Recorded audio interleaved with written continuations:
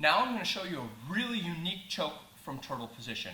I asked my instructor in Brazil if it was okay that I show it. We call it the Rommel Choke. The guy's name's Rommel. Amazing choke. Not only has he taught this to me a couple of different occasions, I also saw Gordo finish somebody in competition with it. This choke is the real deal.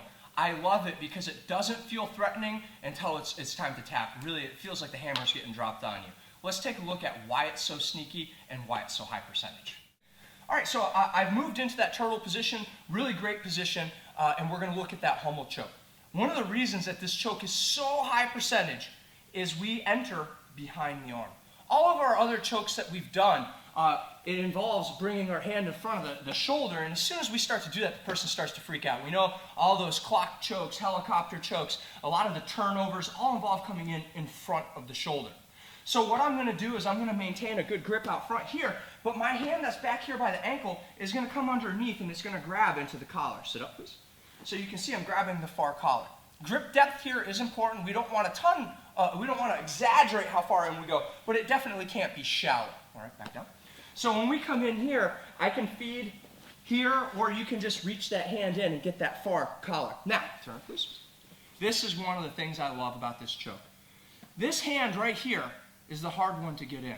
A lot of times the finish hand, the second hand, is so difficult they can fight it off. But in this case, it's going to come behind the neck here. I'm going to insert my four fingers palm up. When I do that, if you've gotten tight in here the way that you're supposed to, there won't be any space here. I'm going to teach you a trick, all right? We're going to punch like a thumb up towards the ceiling. When I do that, you can see it flares. Amazing! 4 fingers in, and I get a good grip.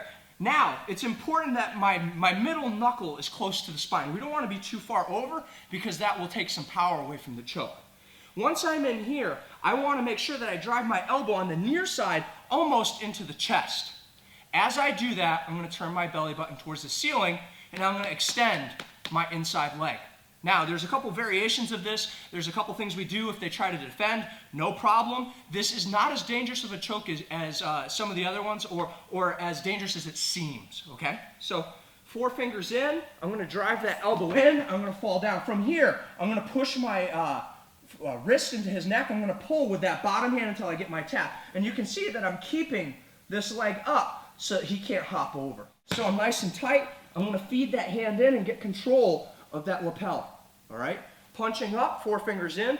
Watch how I lead with my elbow between his ear and his shoulder. When I come in here, under, and I lift that leg up. From here, I'll pull, nice and tight. Make sure that when I rotate, okay, that I'm lifting that leg up. I don't want him to be able to move to the other side on side control. Underneath, control. 4 fingers in. Leading with that elbow, I turn my body, leg up, and finish. So I'm here, 4 fingers in. My other 4 fingers in. Watch my footwork. Turn, leg up, pull. Sneaky choke. Powerful choke. Eyes all glossed over, okay? Nice and tight grips. I am pulling with that bottom one, and the top one is framing. I can push that wrist into the neck, but good strong pull. Turn, tight, drive that elbow to the chest. Awesome submission.